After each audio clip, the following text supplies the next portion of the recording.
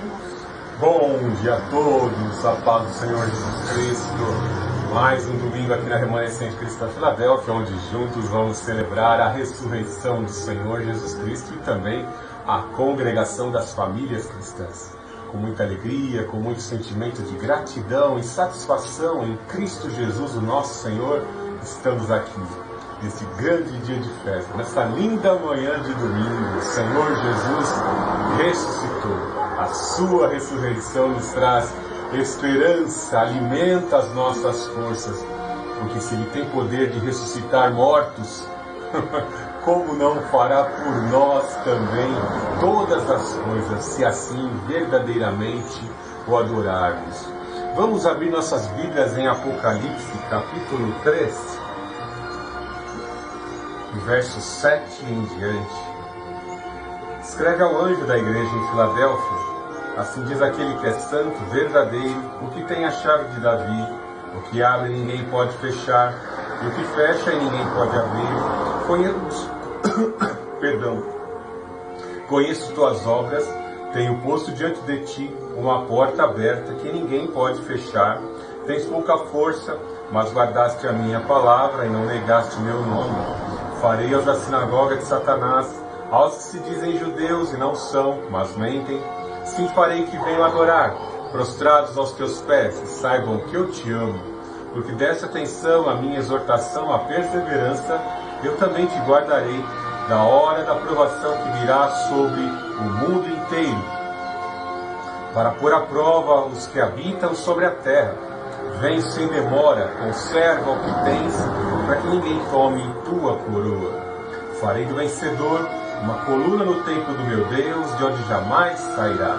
Escreverei nele o nome do meu Deus, o nome da cidade do meu Deus, a nova Jerusalém, que desce do céu da parte do meu Deus, e também o meu novo nome.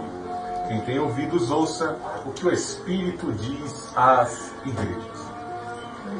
Conforme vamos analisando ao longo do processo histórico, a história, os fatos ocorrentes na igreja cristã, desde o dia de Pentecostes, onde foi instituída a igreja de Cristo, até chegarmos nos dias de hoje, vemos que a igreja cresceu, a igreja se multiplicou com o derramamento de sangue. A começar pelo apóstolo Paulo, que disse que ele já estava prestes a derramar a sua alma, a oferecer sua vida como oferta de libação pela exposição do Evangelho. Então vemos que o sangue dos cristãos irrigou a terra para que nessa terra pudessem surgir mais membros devotos, perseverantes, olhando para aqueles que derramaram sangue, para que pudessem assim se espelhar e copiar os passos daqueles que morreram em prol do Evangelho. Chegamos à modernidade e vemos que muitas dificuldades foram enfrentadas, mas em que em nenhum momento possam ser comparadas aos momentos iniciais da Igreja de Cristo, visto que a igreja disputou em superioridade, mas muitas vezes não utilizando as mesmas armas, pois o Império Romano se levantou contra a igreja de Cristo e muitos foram assim mortos, muitos foram dizimados. Vemos que a igreja encontrou, de certa forma, amparo legal, leis foram assim incutidas, colocadas sobre a igreja para que a igreja pudesse funcionar na legalidade, ao ponto de, na nossa Constituição, o cristianismo, o Brasil ser um país laico, não tem um credo fixo religioso e respeita a diversidade de todos os credos religiosos. Ficamos um tanto que assustados quando olhamos para o Oriente, principalmente para a África, quando grupos radicais islâmicos como Boko Haram na Nigéria e em outras nações africanas, muitos cristãos têm morrido. A última notícia que eu tive é de que 43 mil cristãos foram mortos na Nigéria por grupos extremistas radicais islâmicos. Então vemos que a Igreja de Cristo, ela traz na sua própria experiência o estímulo para que a futura igreja, a geração futura, pudesse assim estar desempenhando o cristianismo. Algo que talvez você pense, por que Deus, sendo tão poderoso, permitiu que a sua igreja sofresse tanto? Ao olharmos para a carta de Filadélfia, nós vemos que ela estava, de certa forma, submetida a tamanha pressão, mas ela manteve-se resignada na prática de boas obras, tentando copiar os passos do Senhor Jesus Cristo, tentando se assemelhar aos seus apóstolos que lhes entregaram o Evangelho. E quando olhamos para uma situação como essa, muitos talvez, ao verem esse Evangelho na vitrine, eles vão dizer, não, esse Evangelho eu não quero para mim. Passar por sofrimento, passar por dor, por angústia. Uma coisa bem certa, a vida pode te oferecer de tudo. A vida pode te oferecer a oportunidade de ter bons carros, o deleite com várias mulheres, ou com vários homens, ou talvez com os bens materiais. Mas uma coisa é bem certa, nem tudo isso que o mundo possa oferecer, ele pode te trazer satisfação plena. Veja o exemplo de Barnabé, que sendo um homem de posse, sendo um homem que poderia usufruir da sua herança, administrar bem a sua herança e viver bem, ele vende as suas propriedades e lança como oferta aos pés dos apóstolos e juntamente com Paulo sai para viagens missionárias. Existem alguns exemplos de abnegação, de longanimidade por parte de muitos missionários que cumpriram essa missão.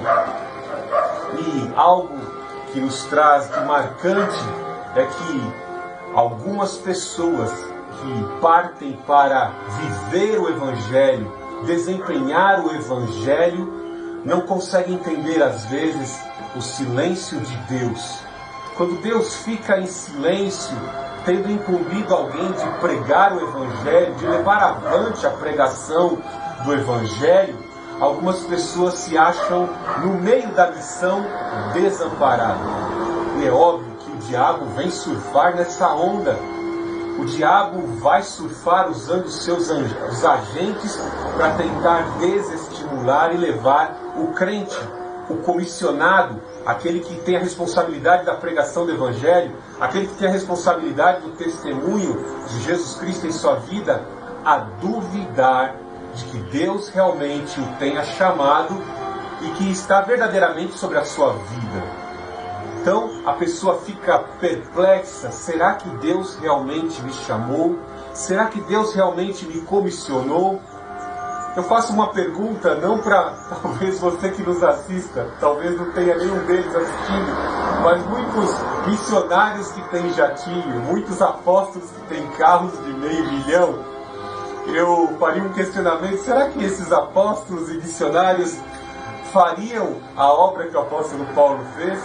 Será que fariam a obra de Deus, talvez não tendo o seu carro de $500 mil, ou talvez tendo o seu jatinho?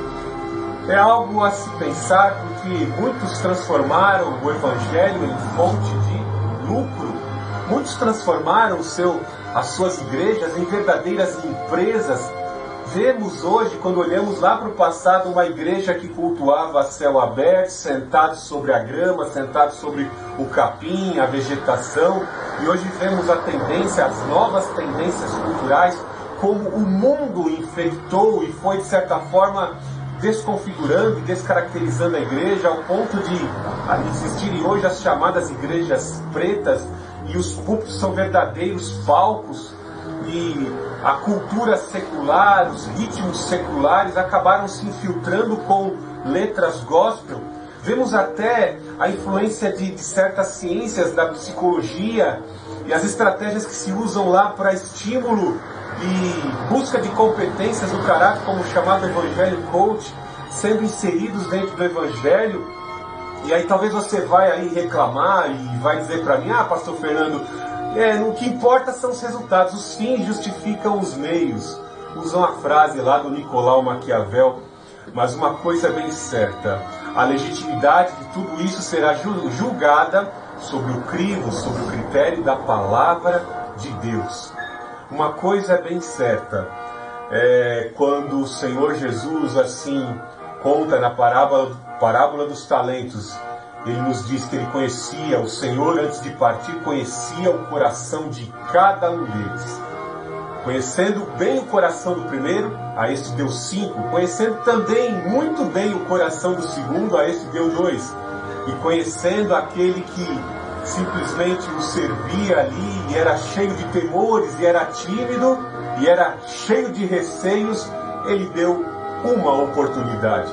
E quando ele voltou, depois de algum tempo, nós vemos o juízo que foi desferido sobre os 3. Vemos que o que ganhou 5, ganhou mais 5, o que tinha 2, ganhou mais 2, e entraram para o regozijo da herança do seu Senhor. E aquele que tinha 1 e que enterrou o talento, foi reprovado. Então, muitas pessoas, às vezes, aceitam o Evangelho do Senhor Jesus Cristo e não compreendem o seu chamado.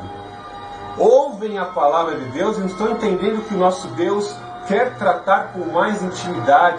Uma coisa bem certa, a nossa mente é limitada, a nossa mente ela não consegue entender as coisas transcendentes de Deus. Muitas pessoas vão falar, quando chegar no final da noite eu leio a Bíblia, aí quando pega a Bíblia de noite, não consegue ler 4 versículos sem que as pálpebras fiquem pesadas e a pessoa durma. Imagine como uma pessoa consegue evoluir sem ler a palavra de Deus. Não adianta você tentar aprender toda a palavra de Deus fazendo dessa forma, por obrigação, eu tenho que ler alguns versículos da Bíblia, sem o desejo ardente de garimpar a palavra de Deus. Alguns instantes atrás eu disse que alguns podem se sentir desestimulados no caminho do Evangelho, na metade do caminho, em 1/3 do caminho, ou sentirem-se muito desestimulados na fase final do Evangelho, na reta final, quando já está chegando na praia, e perderem a sua salvação. Quão terrível se não é uma situação como essa, por não entender o propósito do Evangelho. Muito cuidado, porque se nós não nos alimentarmos a cada dia com o desejo ardente de garimpar o Evangelho, de buscar as profundezas da sua sabedoria e o poder dessa palavra. Vou dar só uma dica. Vós já estáis santificados por meio desta palavra. Essa palavra já entrou no seu ouvido, já converteu você. Agora ela quer aprimorar você, mas ela só vai aprimorar quando você desejar, quando você verdadeiramente permitir que essa palavra possa assim tornar você um servo que agrade a Deus. Então muito cuidado, porque, como eu disse, algumas pessoas podem se sentir desamparadas. Parece que Deus não fez nada na minha vida, parece que Deus me abandonou. Olha que situação difícil. Veja dentro da palavra de Deus, pelo exemplo do próprio Filho de Deus, quando na cruz do Calvário cumpriu o Salmo 22. O Senhor Jesus Cristo na cruz do Calvário cumpriu o Salmo 22. Pois lá no Salmo 22 fala das aflições do Messias encarnado e fala que o Senhor ouviu a oração do aflito e o salvou. O Senhor Jesus Cristo na cruz do Calvário disse: Deus meu, por que me desamparaste? Imagine para o Filho de Deus perfeito e como homem também, homem perfeito, com natureza humana também perfeito, cumprindo a vontade do Pai na cruz do Calvário, e de repente ele se vê ali ausente da comunhão que sempre teve com o Pai eterno. Quão terrível é, né? Temos aqui na igreja alguns papais, mamães, vovós, né? E quão terrível é quando a criança olha para o lado e não vê o papai ou a mamãe, nem o vovô, nem a vovó. Que situação é essa, né? A criança chora em desespero. E é complicado isso, porque algumas pessoas, às vezes, não estão preparadas para passar por situações difíceis. E quando se vêem em situações difíceis, pensam que estão desamparadas. Veja que o Senhor Jesus Cristo, antes de estar na cruz, ele disse: destruam esse templo, e ao terceiro dia, em 3 dias, o meu Pai o refará de novo. Ele cria nas promessas de Deus. Mas foi uma situação terribilíssima em que ele teve que provar a morte espiritual e sobre a sua carne se tornou incubadora de todas as enfermidades da humanidade, todas as maldições humanas. Foi uma experiência que o Filho de Deus teve que passar. E por que o Filho de Deus teve que passar por essa situação? Para que você olhasse para Ele e visse: eu também sou Filho de Deus. Tudo posso naquele que me fortalece. Quando você vê a perseverança do Filho de Deus em ser ressuscitado, em ser exaltado, nós também vamos crer dessa forma. Hoje passamos por humilhação, hoje estamos por baixo, mas amanhã, no tempo certo do Senhor, com humilhação, nós receberemos a graça de Deus em abundância. E o mundo vai reconhecer. O mundo vai reconhecer que os canela de fogo, que os crentes barulhentos fazem muita falta nessa terra.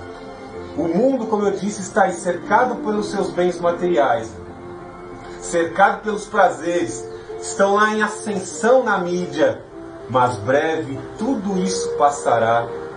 E todos esses fatores, por mais que tragam alegria para cá, e satisfação e ostentação, eles não poderão sustentar na hora da morte.